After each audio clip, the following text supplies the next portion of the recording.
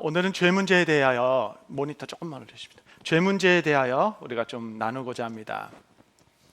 죄에 대한 바른 이해가 항상 복음보다 먼저입니다. 왜냐하면 죄가 얼마나 처참한지 이해할 때만 우리는 그 은혜의 높이와 아름다움을 발견할 수 있습니다. 이 죄를 내 힘으로 벗어날 수 없다라는 처절한 그 실패감 위에서 우리는 그 은혜의 존귀함을 깨닫게 되는 거죠.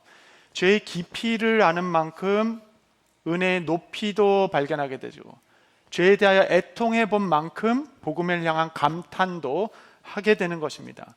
그래서 죄를 얼머무리게 넘어가면 이상하게 은혜도 값싼 은혜가 됩니다.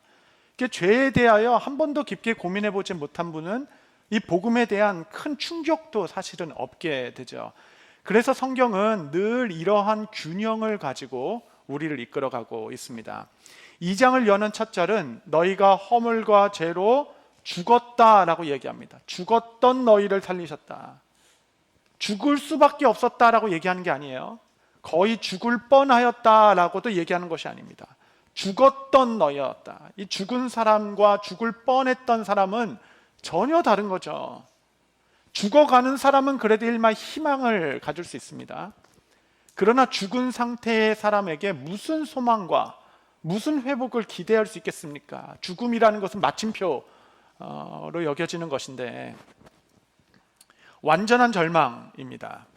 이 절망은 아담의 타락 이후로 이 장구했던 구약의 역사가 그 몇천 년의 역사가 증명해내는 것이에요.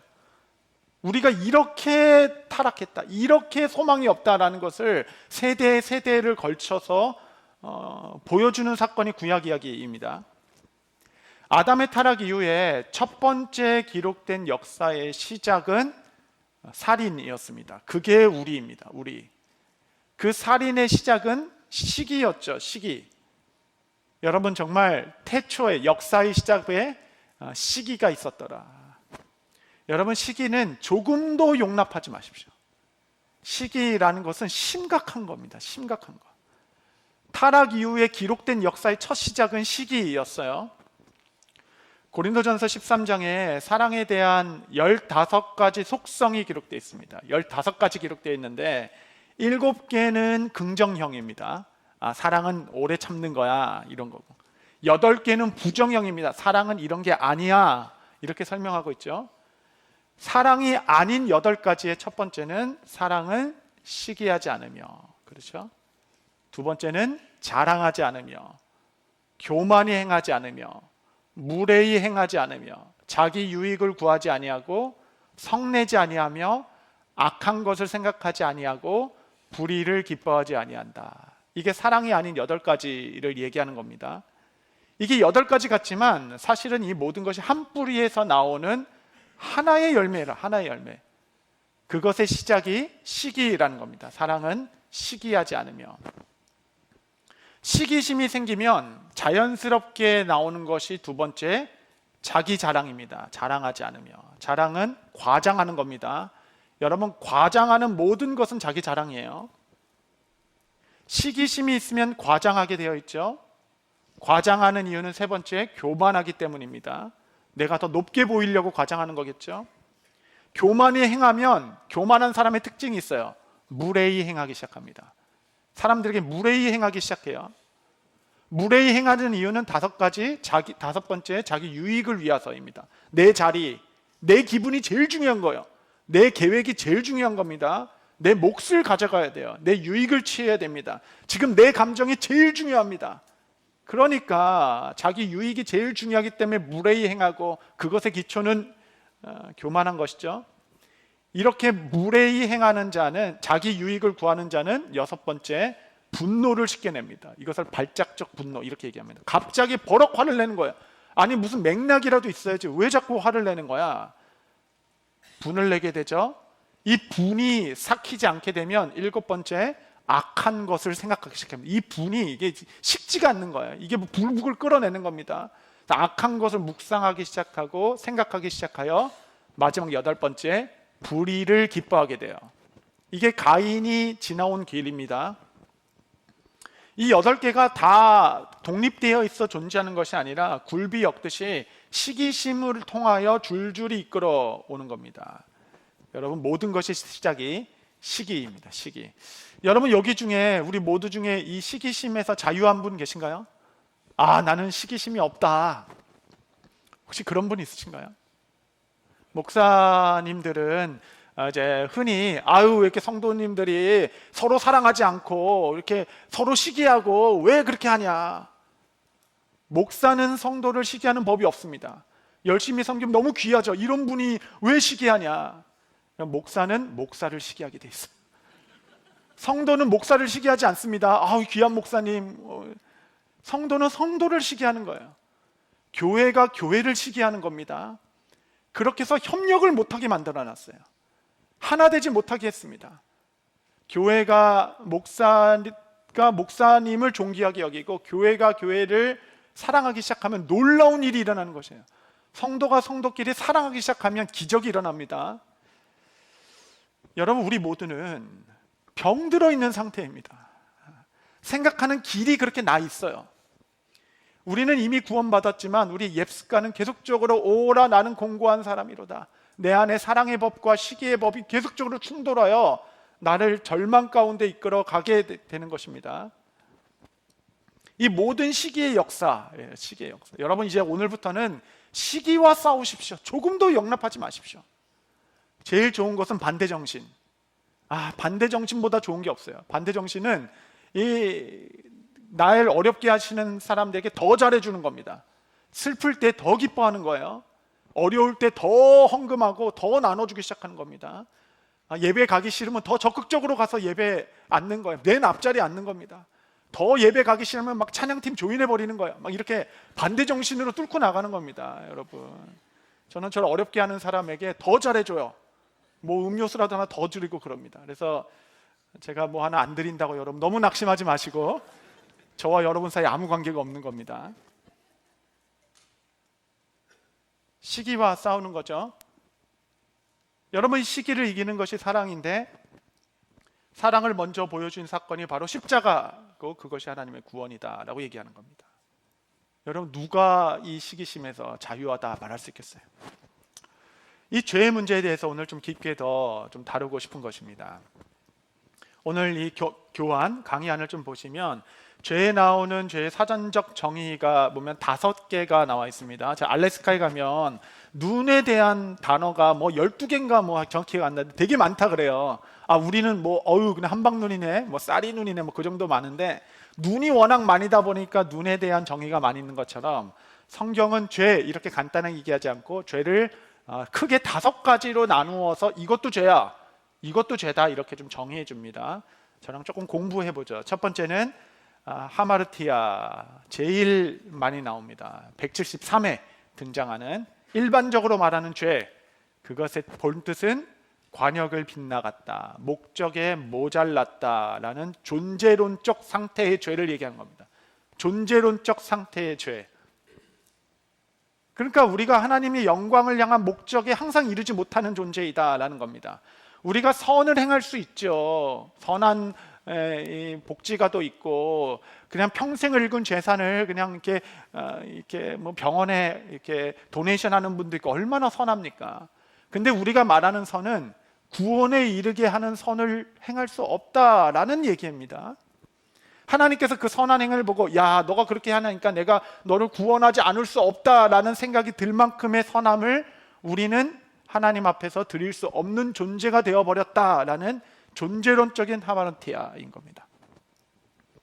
그러니까 목회를 처음 딱 품었을 때는 정말 하나님의 영광을 위해서 살아가겠다, 그렇게 값비싼, 이게 아주 값진 헌신을 드리겠다라고 하지만, 어느 순간부터 헌신이 자꾸 이렇게 빗나가는 거예요. 나 자신을 위해서 자꾸 이렇게 빗나가는 하마르티아, 죄는 존재론적 죄의 상태의 우리인 것을 성경은 가장 많이 이야기하고 있습니다. 이거는 노력해서 될 문제가 아니야. 우리는 죽은 사람이야, 이렇게 얘기하는 거죠. 두 번째는 파라바시스라는 겁니다. 이것은 선을 넘었다라는, 한계를 넘었다, 범법행위다라는 것입니다. 이것은 주의 율법이나 계명을 의도적으로 넘었다. 의도성이다. 의도성. 고의로 죄를 졌다라는 겁니다.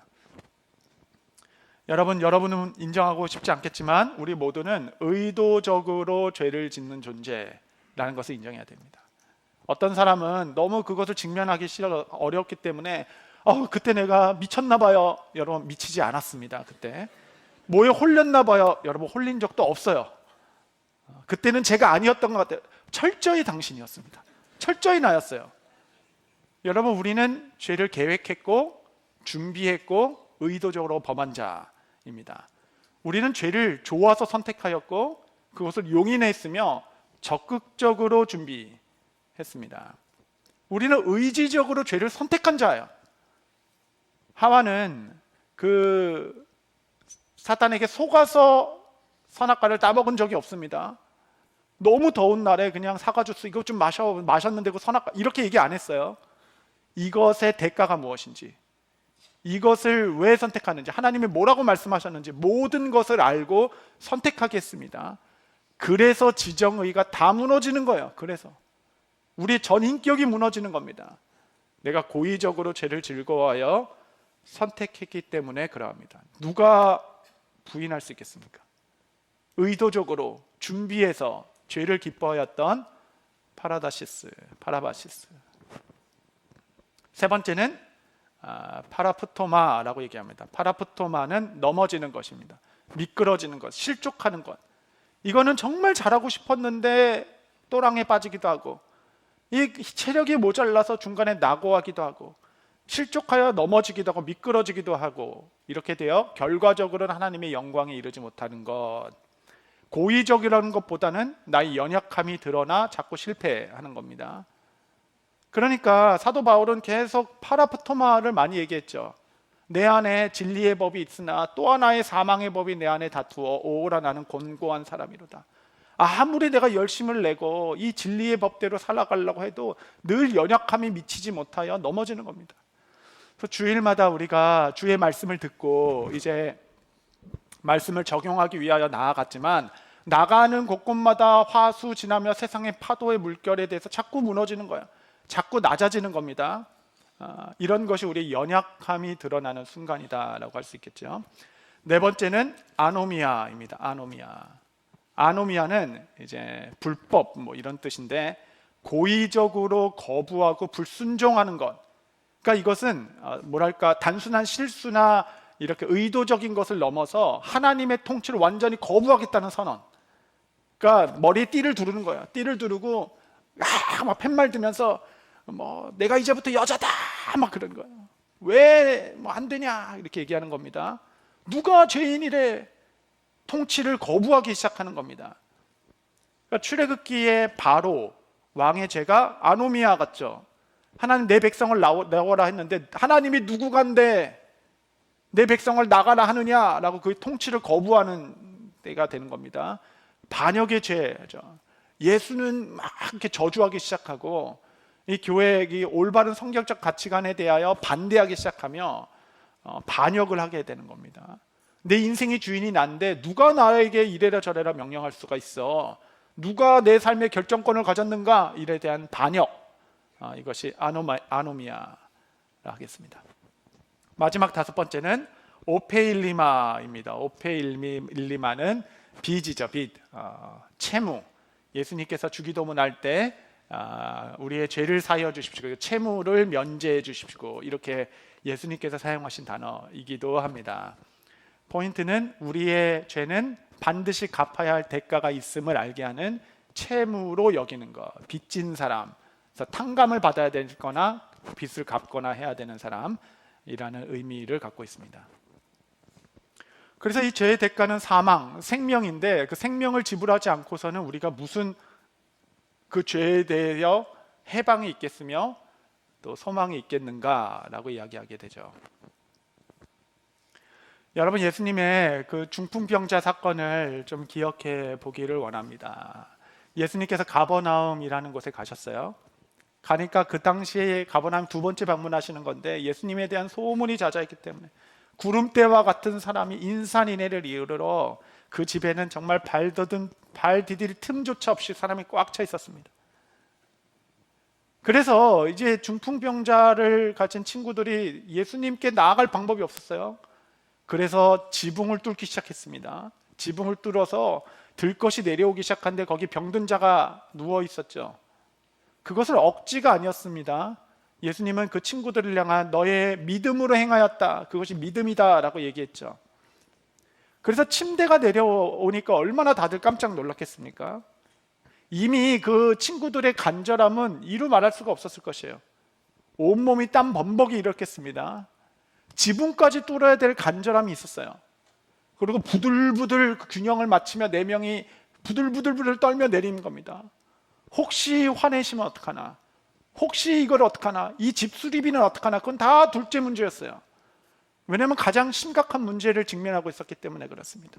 지금 예수님을 만나지 않으면 이 중풍병자는 소망이 없다, 날 수 있는 유일한 기회이기 때문에 모든 것을 다 뒤로 차치하고 우선 지붕을 뚫어서 그 위험한 일들을 감행하고 있는 그 5명의 간절함이 우리 가운데 느껴지죠. 그 정도까지 했다고?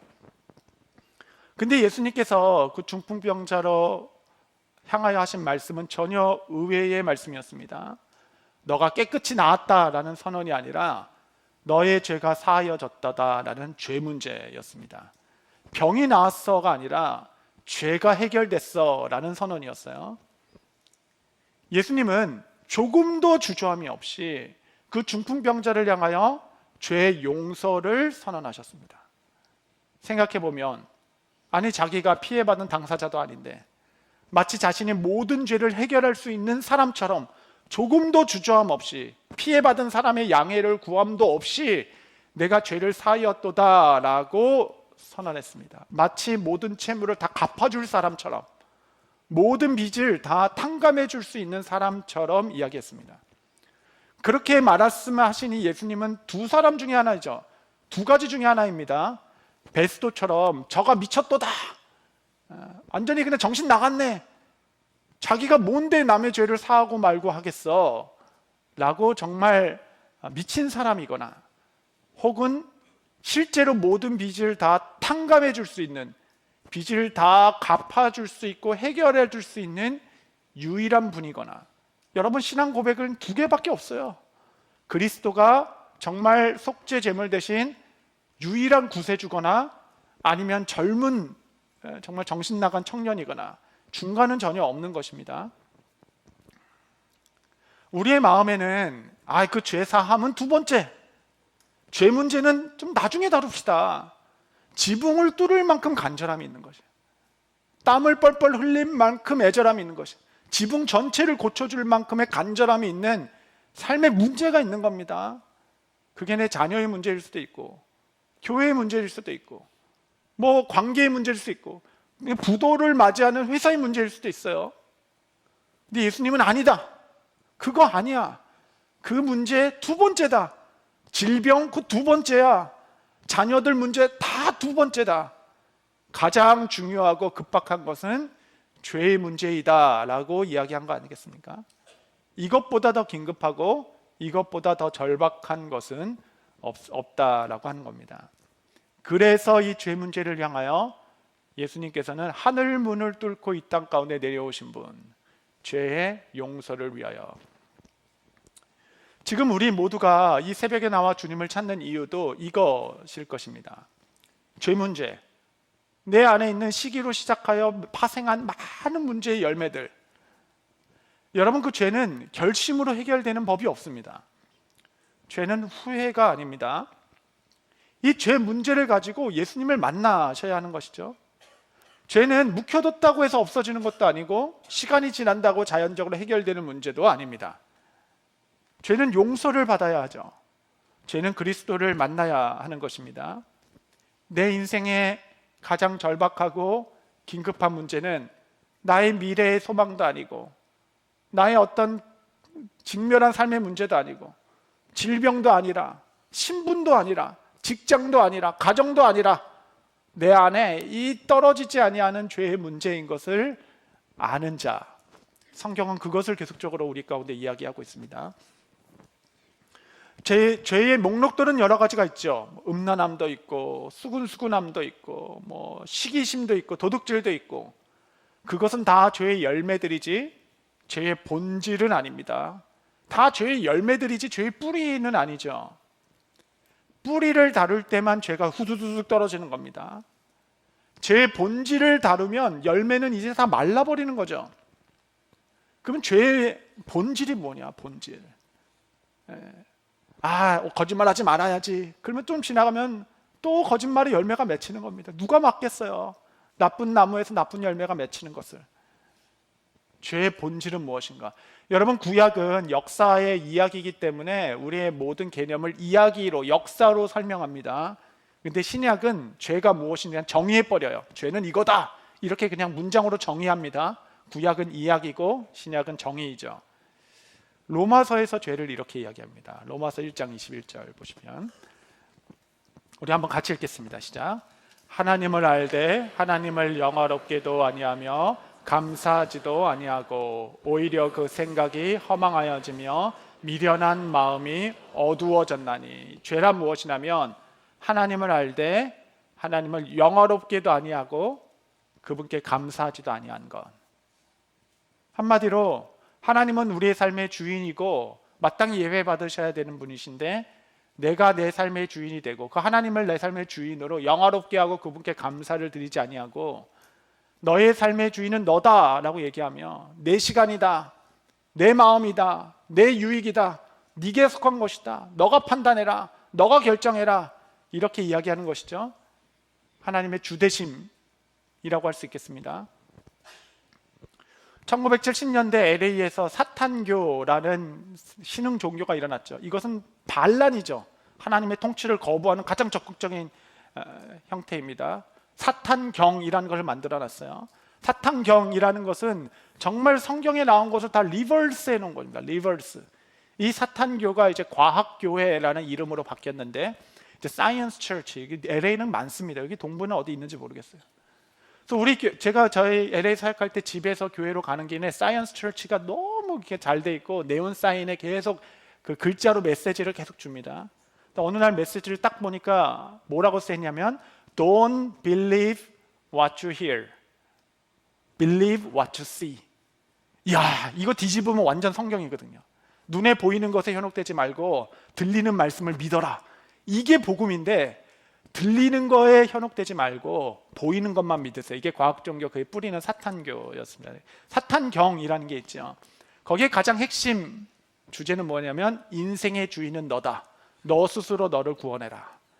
여러분, 이것이 성경의 정반대적인 개념을 좀 이야기하고 있는 가치관이고, 이 세계관의 전쟁 가운데 우리는 그 어딘가에서 지금 치열한 삶을 살고 있는 것입니다. 결국 죄의 뿌리란 무엇인가? 이건 롤드십의 문제예요. 롤드십의 문제. 행위의 문제가 아닙니다. 주대심의 문제예요. 주대심. 내 인생의 주인이 누구신가? 여기서부터 모든 것이 시작되는 것입니다. 하나님의 주권 아래 나는 누구인가? 지난주에 이 자리에서 설명드린 권지상 선교사님 순교 소식을 저는 12년 전에 여기 바로 앞에 있는 케네디 필드, 이 케네디 필드에서 전화로 알게 됐습니다. 그래서 아이들이랑 이제 좀 이렇게 놀이터에서 놀아주다가 전화를 받아서 제가 너무 황망했던 그 기억이 있던 장소였습니다. 나름대로 그때 이제 바이블 아카데미라고 제가 이게 성경 이렇게 가르치는 거를 하고 있었던 찰나였기 때문에 그때 말씀을 공부하며 생각을 딱 정리하게 되었어요. 그때 저의 마음을 정리하게 된 신앙 고백은 이거였습니다. 하나님은 선한 일을 행하시는 것이 아니라 하나님이 하시는 일이 선하십니다. 이 고백까지 가는 여정이에요.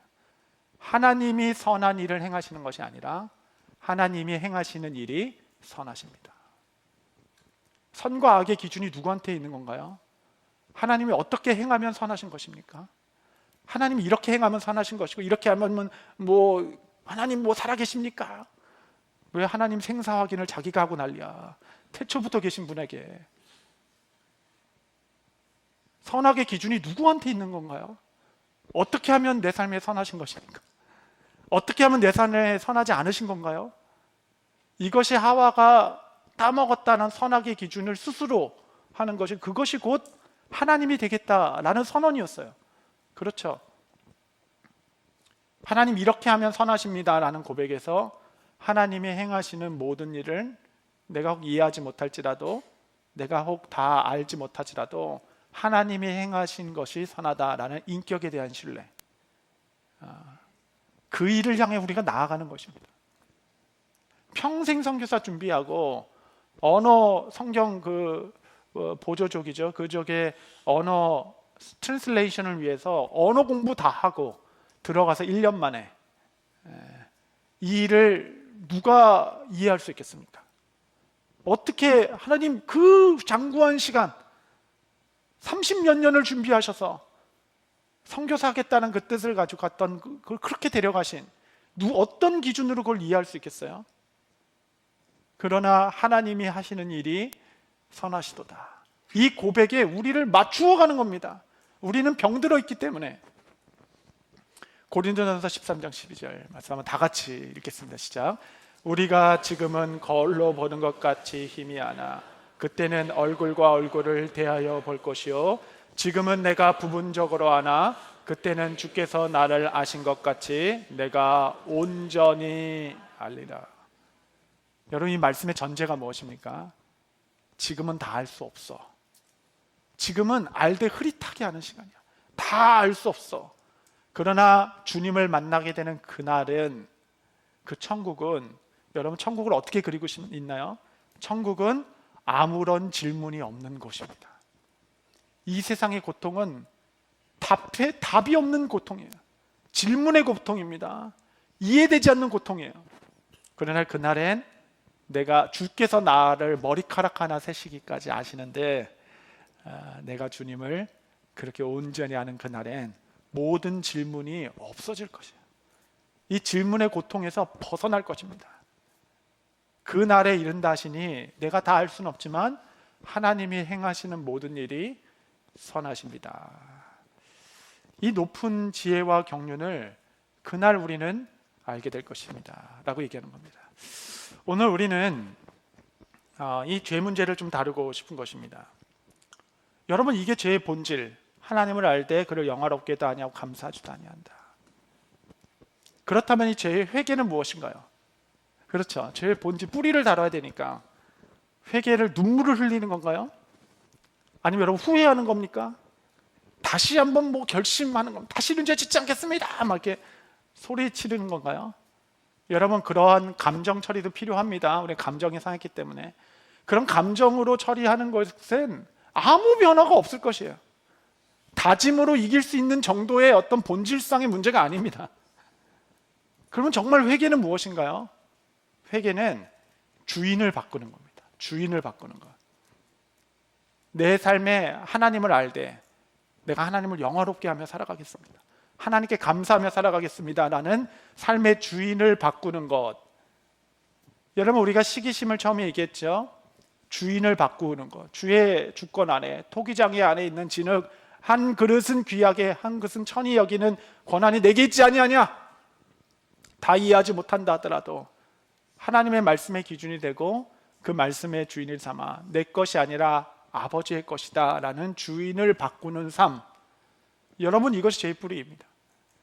여러분, 지나가는 사람에게 당신 죄인입니다 아무리 얘기해봐야 다 동의하지 않을 것이에요. 내가 무슨 죄를 졌다고 합니까? 라고 얘기하지만 여러분의 인생의 주인이 누구십니까? 인생의 주인이 하나님이십니까? 물어볼 때는 막 반역하기 시작할까요? 왜 내가 그분이 뭔데 나한테 막 말하냐? 그렇게 얘기할 것입니다. 여러분, 죄의 정의는 처음부터 그것이었어요. 왜냐하면 그분이 우리의 창조주이기 때문에, 모든 피조물의 소유권이 그분에게 있기 때문에 그렇습니다. 그러므로 진정한 회개는 무엇일까요? 진정한 회개는 그냥 심플하게 하나님 말씀에 순종하는 삶을 사는 겁니다. 이게 회개입니다. 순종. 큰 순종이 아니에요. 주인을 바꾸면 순종할 수밖에 없게 됩니다. 막 그냥 여러분 그냥 선교사로 나가십시오 이런 큰 순종을 얘기하는 게 아니에요. 주께서 순종의 열매, 기뻐하신 열매 얘기할 때는 늘 포도송이를 얘기하셨습니다. 포도송이는 알알이 작은 알갱이들이 모여서 한 송이를 이룬 열매이죠. 알알에 맺힌 작은 순종을 내 삶에 해나가는 겁니다. 그게 회개이죠. 오늘 내게 말씀하신 것, 이 한 주에 내게 말씀하신 것을 그냥 순종하며 살아가는 겁니다. 하나하나. 그것이 하나하나 그 실한 작은 알갱이들이 모여서, 작은 순종이 모여서 한 송이의 순종의 열매를 맺게 되고, 이 열매는 포도 주인을 기쁘게 하게 하는 것입니다. 여러분, 순종이 회개입니다. 순종. 하나하나라도, 내가 작은 부분 하나라도 내 삶의 주인 되신 주님의 말씀에 순종하며 걷겠습니다. 말씀을 좀 정리하고자 합니다. 여러분, 진정한 기쁨과 자유, 삶의 소망과 행복은 내 삶에 내가 주인이 될 때가 아니에요. 이제 월화 수까지 다룰 텐데, 내 정욕에 따라 살아갈 때 기쁨이 있는 것이 아닙니다. 달콤함은 좀 있을지 모르겠죠. 정말 큰 기쁨은 이 포도원의 주인이 계시고 나를 청지기로 맡겨주셨는데, 그 주인이 돌아올 때 내가 주인과 함께 칭찬받아 그 상에서 함께 먹고 마실 것이다. 주인은 더 이상 내가 너를 종으로 대하지 않을 거야, 내가 너를 아들로 대할 거야, 내 상에서 먹을 것이다 하며 착하고 충성된 종아, 그 주인을 기다리는 청지기의 삶이 기쁨입니다. 기쁨. 여러분, 우리가 눈물의 회개도 필요하죠. 근데 눈물로만 회개가 되는 게 아닙니다.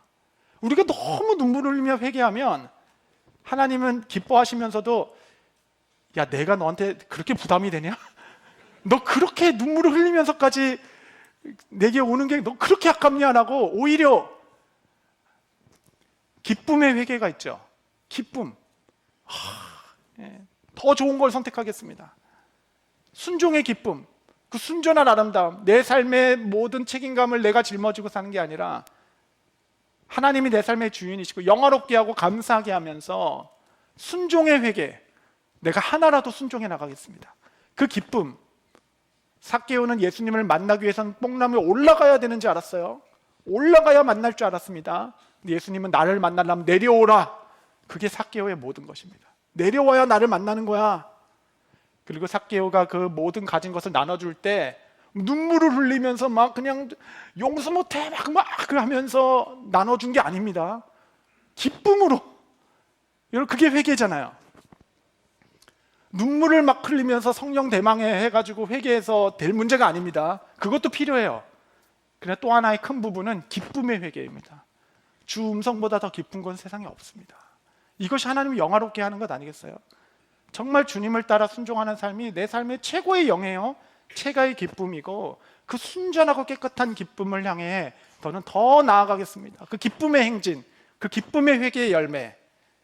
여러분, 이렇게 주님 앞에 나의 삶의 주인을 바꾸는 행위로 삶의 작은 부분 하나하나를 순종해 나갈 때 여러분의 삶은 어느새 사람들이 무모하다 말하는 과격한 헌신, 사람들이 이것은 이해할 수 없다라고 얘기하는 거침없는 순종, 거기까지 여러분 자라나게 될 것입니다.